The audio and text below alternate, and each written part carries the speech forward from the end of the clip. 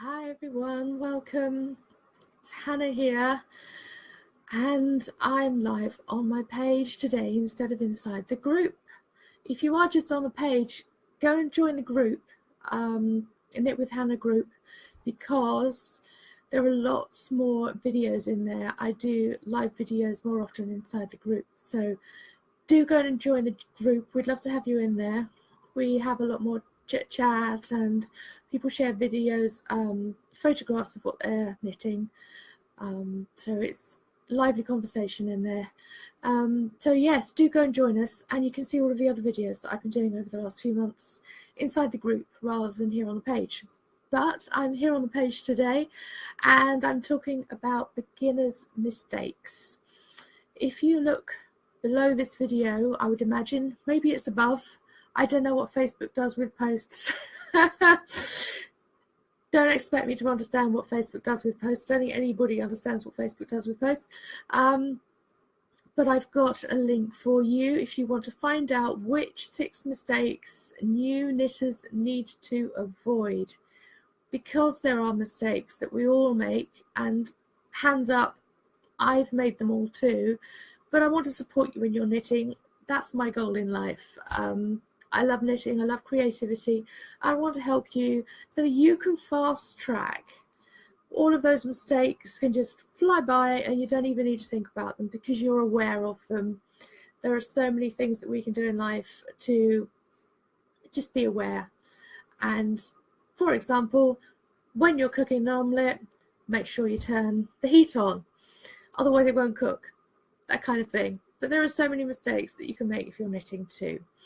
So let me talk about them. I'm going to talk about 3 today. If you get hold of a leaflet, there are 6 mistakes on the leaflet that you can print off. And I've got a bonus page for you as well, all about which yarn you can choose and why you should choose it and avoid other yarn, which projects are ideal to start with, and yes, I've found specific yarns from specific suppliers that will really support you as you're a beginner knitter, if you're a new knitter. So let's get going then. Mistake number 1 I will talk about today is knitting a large item first. You can see this a lot if you go into a knitting shop. You just think, I'm going to ask someone to help me find a beginner knitter pattern, an easy knit, and that's what they are called. They're called beginner knits or easy knits, and it's all very well to call them that. However, if you call them a beginner knit, then there's a large range of beginner knitting. A beginner knit can understand how to make fingerless mittens. A beginner knitter can understand how to make a beret. But if you haven't even started knitting, you don't want to start with those patterns. Neither do you want to start with making a jumper or an afghan, simply because if you do that, then you will get to a point where your motivation will just it will fall. And it's a nice thought to imagine that we can all carry on with something for 6 months, but it very rarely happens. And starting with a jumper, you have to know a lot of things. You can knit. You need to make all of the pieces that make up a jumper. If you pick up a jumper from your closet, you look at it, you will realize there are lots of pieces that make it up. There's a front piece, there's a back piece, there are the side sleeve pieces as well. But then not only that, you have to make a bit of a collar for the top of the neck. You need to make sure, especially if you're making a cardigan, there are 2 front pieces as well where you have the buttons. So it all gets very complicated, and then even a regular and experienced knitter will get to a point in a cardigan where they go, I've done all the large pieces and now it's the fiddly bits. I need to do the collar. I need to do the front bits of a cardigan. I need to sew all of the pieces together as well. That's a big piece of making an afghan, a large kind of patchwork blanket for your sofa or for your bed or something. And again, it's just those lots and lots of little jobs so that you get to the final stage much more slowly. So thinking of a large item first is not the way to go. You don't want to commit to it. It could be a strong motivator if you're that kind of personality, but even then, you may be dead set on continuing to knit all of those pieces. But the finish line is so far ahead. Knitting lots of small items will mean that you see lots of finished projects. And you can be using them as well.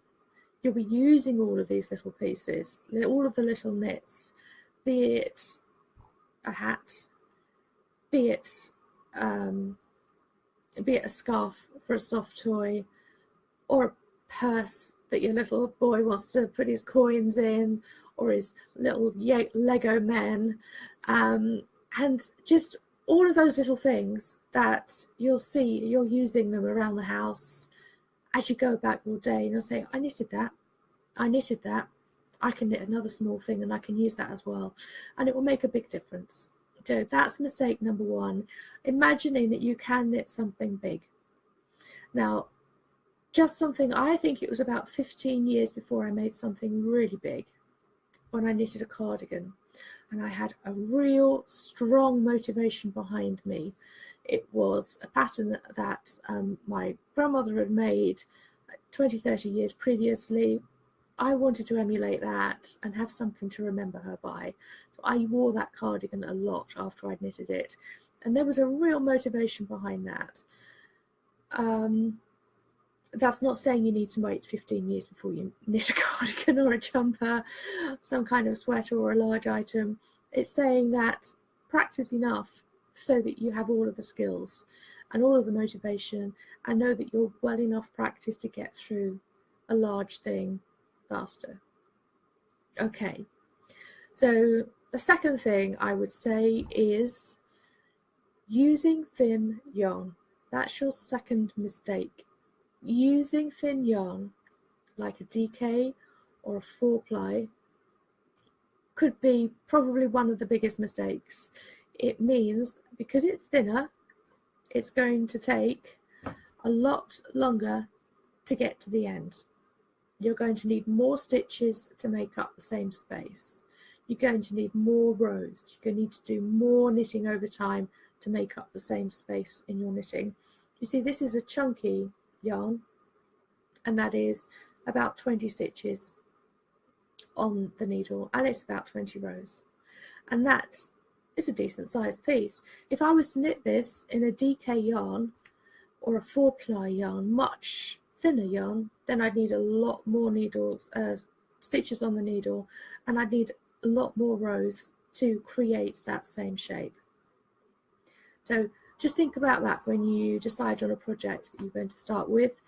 Use an Aran worsted weight or a chunky or bulky weight yarn, and you will be in it to win it. It's going to be much easier knit for you if you use the thicker yarn. You'll have larger needles as well, and it'll be easier to see the stitches. That's the big thing. It may look very romantic to make something with a thin yarn. I can remember watching dramas on TV with Miss Marple sitting there knitting, and she always had the thinnest yarn, and she was making blankets for all of her goddaughters, sons and daughters, and it was just ridiculous. But she would be knitting because she would be using that type of yarn because she'd had decades of experience in knitting. She didn't need to look at the stitches. It's like I've been knitting for coming up for 40 years now, and I don't need to look at what I'm knitting a great deal. I can just sit there. I could be sitting here knitting at the same time as I'm talking to you now. And that will happen in time for you as well. But that's because I have experience. If you're having to look at what you're doing, you want the yarn to be easy to see, you want the stitches to be easy to see, and you want to be able to use the needles, because they will be that fatter with a larger yarn, and you want to be able to use them and make sure that you can see them going into the stitches make sure you can see the yarn moving, and it will mean that you've got a much better chance of success. There you go. So, hi Tracy, I would say go for Aran worsted weight or chunky or bulky yarn. Now, the other thing is, if you're using chunky yarn, don't think you're going to be so much better off if you start using super chunky with really fat needles, because what you'll probably find is that it could well be far too uncomfortable to hold the needles. If you have any questions, Tracy, just type them in. I can see you there. Hi. It will be too uncomfortable to hold them. It can be a really bulky thing in your hand. It'll feel like you're knitting with a broomstick. So just try and avoid that if you want to start knitting. Just leave it a few months at least, so that you know what you're doing and you're able to knit with comfort. Okay, so that is Aran or worsted weight yarn, chunky or bulky yarn, and you will be using size 5mm up to size 6.5 or 7mm needles if you're knitting with those. And that's a good average for an adult hand. If you want to get your children knitting, then I do suggest using slightly thinner yarn. They're going to be knitting smaller items. If you're knitting a hat for a child, if they want to start knitting an item, then they knit them for their teddy bears.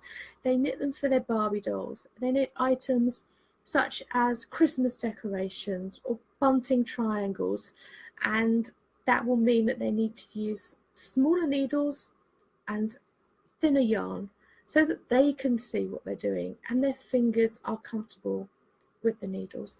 They can use DK weight and they can use Aran weight. So it's just being aware of your hand size and their hand size, and just changing it up a bit. Okay. Mistake number 3. Now, I've done this and I wish I hadn't, and that is making promises to family and friends. It's really great to think, I can knit, which means I can give everything I knit away, and it does feel really great. It feels great to be able to say, I love knitting so much that I really want to give it to you. Such a brilliant idea.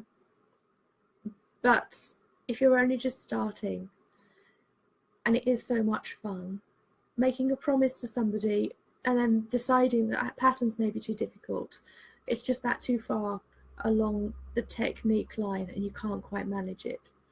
If you're taking a bit longer to do something than you thought you would, even though you love it so much, it's a larger project because you weren't aware of how big it was, then I would say go for it, but knit it for yourself. And then you can say, oh, look at what I've knitted. I've got this great pile of things that I've managed to knit. Who can I give them to now that they're finished? Once they're finished, yes, you're happy to give them away, but don't make promises to family and friends. There's nothing worse than coming to Christmas and having to say, here's an IOU. I really hated knitting this. When am I ever going to get it out again? But I promised her she won't ever know that it was such a drag to knit it. She can have it next Christmas. You're really going to be knitting so many other things over the next year. And again, you probably won't want to carry on knitting it. So don't promise it until you get to a point where you've said, I've knitted one of those. I really enjoy knitting it. I'll knit another one because I know I'll enjoy knitting it. And another one, and another one. And then you can maybe promise them to friends in a couple of years' time. But yes, be careful with what you promised, and possibly only ever gift things when you finish knitting them. But yes, I've done that, and it can be really difficult. If you're a generous soul and you love doing things for other people, then I'm sure there are other things in your life that you can gift instead. But knitting is very difficult to say, I will definitely have this finished at this definite time, and you will definitely love it. So it's, yeah, just be careful and be cautious about that. So that's 3 mistakes that we've talked about today. If you have any questions, then do put them in the chat. I know Facebook's a bit funny sometimes. I've been on Facebook Lives and I've asked questions, and for some reason, the person who's hosting just can't see it. Again, Facebook is really good at this kind of thing. It will put posts where it likes, it will show them to people that it feels like showing it to, and it will completely mess up showing the host the chat. So if you're typing in a comment or a question and I can't see it, then obviously I can't answer it, but I will come back to this video and answer any questions that you have later. So how can you make sure that these mistakes don't happen? Well, take up this PDF, sign up for this PDF. I will send it to you by email. I could put it up here on the page, but it just gets too complicated putting the file on, and it's a lot easier because I'm not just sending you this. There's a couple of emails to explain it all as well. There's another email as well helping you work out what you actually need when you're starting knitting. There's an extra bonus PDF, or talking about which needles you want to buy first, which yarn you want to buy first, and why you should choose which different types of needles. So it all gets a bit much to just put in a file on the page. But yes, do come here and ask me any questions, and do sign up, and you will have all of that information coming to you over a few days, and that will be really helpful if you are just starting to knit. Right, what else is there? Yes, there's my new course which I've just launched, and if you are a brand new knitter, then it's perfect for you because it's giving you right there on my website, it's giving you videos to take you through the very first steps of learning to knit. It's helping you work out, just like this PDF is, which materials you need to start. It's helping you knit your first few items with the very basics, and getting the foundations in place is such an important thing. It's like with anything, getting the foundations in place, whether you're learning about gardening or cooking, or whether you're learning a new language, they're all so important. That's what the first course does. And then the second course is all about learning to build on those foundations and shaping. How do you shape things once you've started knitting? And I do that by showing you 4 different classic hat shapes. So we're in the middle of winter at the moment, so you're going to need hats. And I thought that'd be great for you to learn about shaping in different ways. We have a plain beanie, we have a slouch beanie, a beret, and a lovely pixie hat. And those 4 shapes will use the different basic foundation knitting techniques in different ways. And that's what knitting is all about. There are very few techniques in plain knitting, and it's all about mixing them up in different ways. Learning to read the pattern, and I will help you do that through each one of those things that we knit. And then you can go ahead and become an independent knitter. And that's where you then say, do I want to carry on with the basics? There are lots of basic patterns, lots of beginner patterns on my website. Do I want to carry on with the basics, or do I then want to learn different techniques as well? And if you keep watching, especially if you've already got the foundations in step and you already know where you're going with reading patterns with lots of different basics, then keep a watch over the next few months. I'm going to be putting up cable knitting tutorial courses, lace courses, and a novelty knit courses. This is all about learning very beginner stages of those things too. So I'm going to build up a library of courses for you to be able to take as the months and the years go by with your knitting journey. And these first 2 are the basics. And anyone you know who wants to learn to knit, just send them over here as well, because those learner courses are where you start. It's that kind of thing that I started knitting as a child. I started knitting, like I said, things for my teddy bears and for my dolls, Christmas decorations and hats. Now, one thing, as I talked about earlier, knitting a large item first is a big mistake. That was one of the mistakes I made as a child. I found a pattern in one of my mum's magazines, and it was making this really fancy scarf. It was a really long scarf, especially a really long scarf for a child to knit and a child to wear. It was actually really quite wide as well. There must have been 30 or 40 stitches on the needle, and it just went on forever. There was no change in colour. There was no interest in it at all. I just had to knit. And to say I got bored is an understatement, but it seemed totally pointless. It was just a plain scarf. And then the end of it was I had to knit a few bows and sew them on afterwards.